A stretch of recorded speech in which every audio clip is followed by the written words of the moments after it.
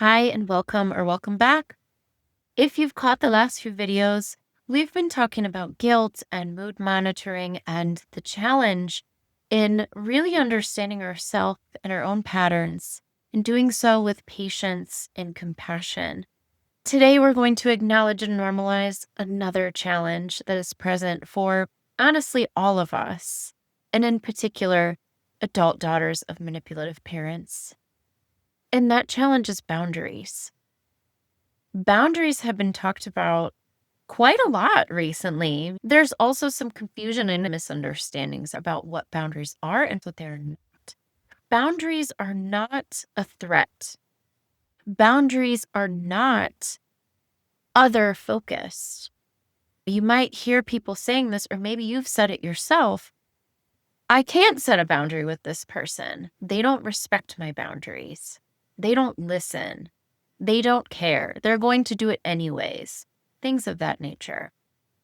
Now, boundaries are internally focused, not in a selfish way, in a compassionate way.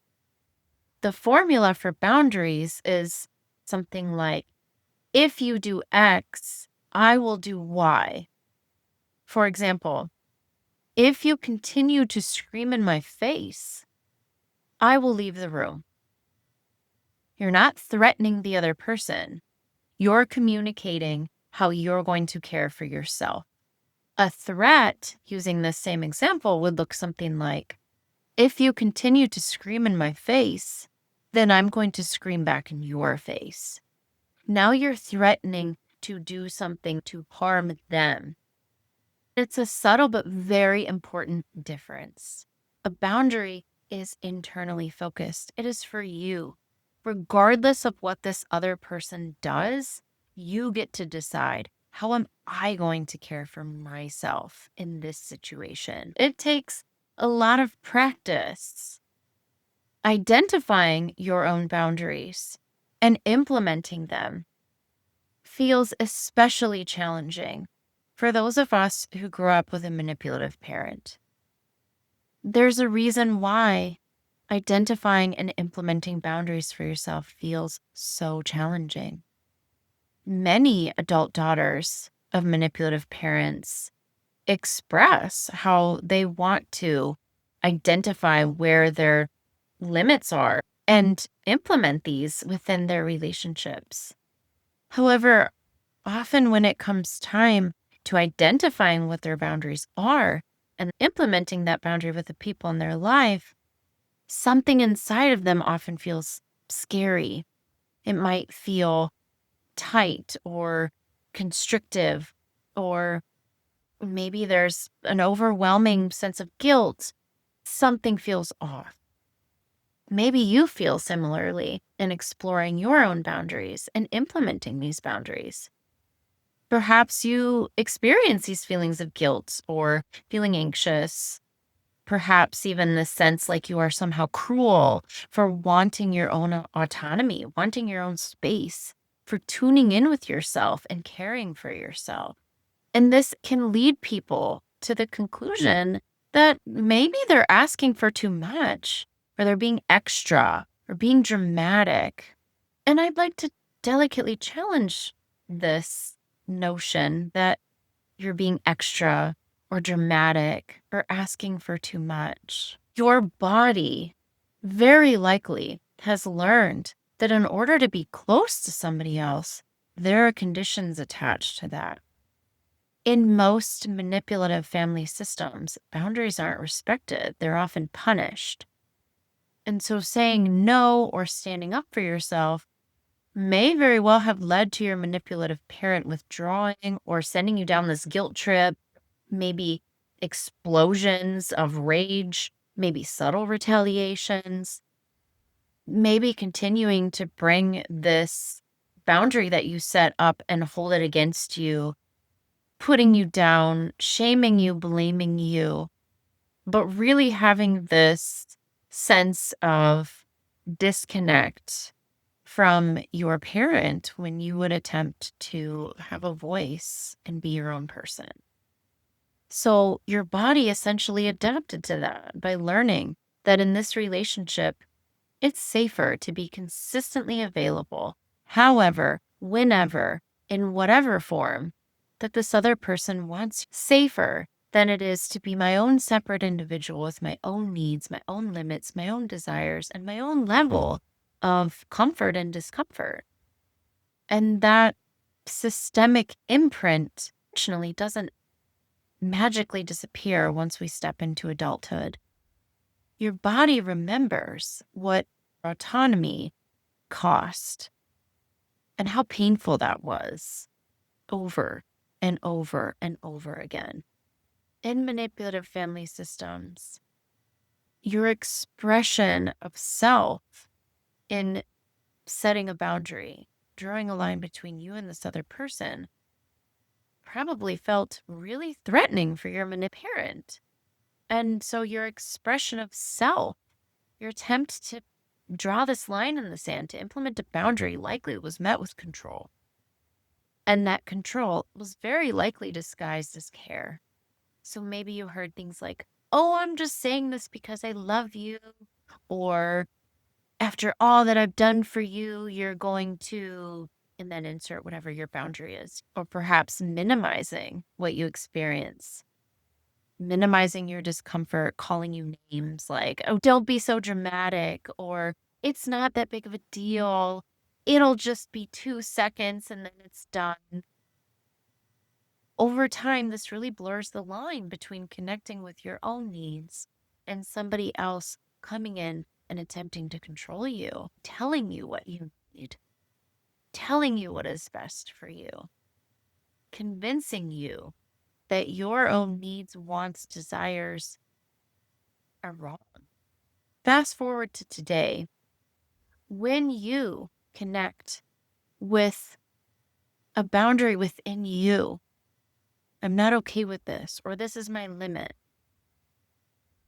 it might bring up feelings like you're being unloving or cruel in some way.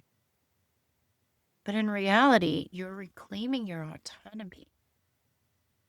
You might experience guilt in connecting internally with this boundary, perhaps implementing it, perhaps afterwards, maybe all of the above. And this discomfort within you throughout this process of identifying your boundaries and establishing them, this doesn't mean that you're callous, that you're uncaring, or that you're wrong for identifying and expressing your needs. It likely feels so unfamiliar to connect with yourself, so uncomfortable and almost wrong because of this messaging that you've received via this pattern with your manipulative parent. And so tuning in to yourself, to care for yourself, it's understandable that feels scary, overwhelming, wrong, difficult. Your body is adjusting to this new pattern, this pattern of tuning into yourself, this pattern of acknowledging that you're an individual separate from anybody else with unique needs, wants, and desires, and that you're allowed to express those in a kind and loving way, as much allowed to as anybody else. This new pattern where you don't immediately rush in to take responsibility for somebody else's feelings or to rescue them from their own experience, rather tuning into yourself with love and compassion and owning your own experience. It takes time to establish this pattern and for it to feel normal to you.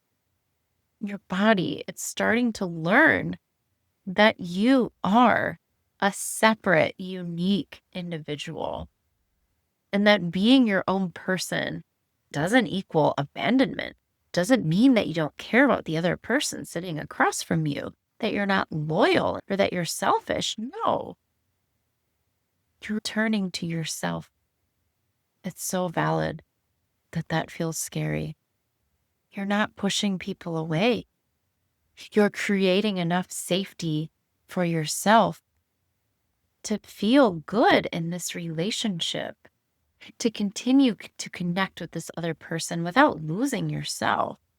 Whether it's a friend, a partner, a family member, a coworker, a child, a boss, whoever it is, you can remain connected to this person while simultaneously honoring yourself.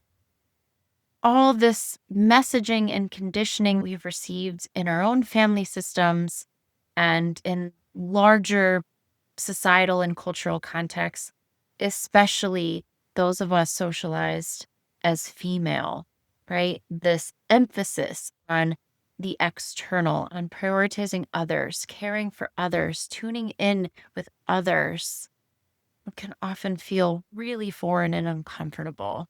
To grant yourself permission to be your own person, to care for yourself with love and compassion. And it's not really about finding the perfect phrasing or the right words.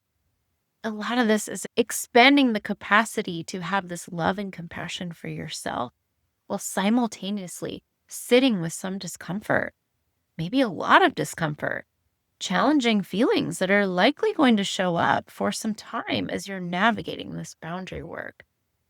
And that's okay. And finally, I'd like to normalize how challenging this process of identifying what your boundaries are and implementing them really is. There's nothing wrong with you if this feels especially heavy, challenging, difficult. Your body is responding exactly the way it should in protecting yourself from a pattern that once was very conditional, where connection had so many rules. You didn't have the permission to connect with yourself. And now, in learning to connect back with yourself while connecting with other people and respecting their autonomy while simultaneously respecting yours, is a challenging but beautiful process. I hope that this video provided clarity and compassion for how challenging boundary work really is. Know that you're not alone in this struggle. Wherever you're at in this process of navigating the really challenging manipulative parent, you're welcome here in this space wherever you're at in that process. Thank you for spending your time and your energy and engaging with me through this video. Until next time, take good care. You're so worth it.